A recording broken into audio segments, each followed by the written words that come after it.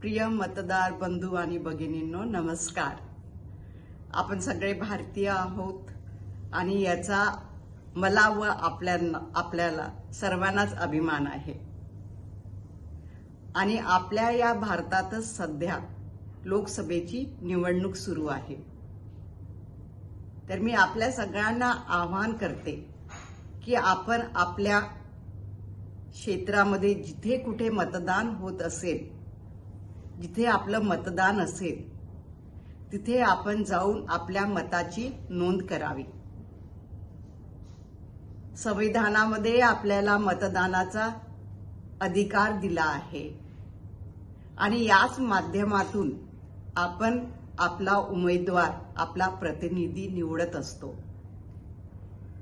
तेव्हा मी परत एकदा आपल्याला आवाहन करते की आपण आपल्या देशाला योग्य जो असेल, आपल्या देशाला जो विकसित करेल, पुढे नेईल, आपल्या प्रांताला, आपल्या परिवाराला, आपल्याला असा एक योग्य प्रतिनिधी आपण निवडावे. धन्यवाद. थँक्यू. जय भीम, जय भारत.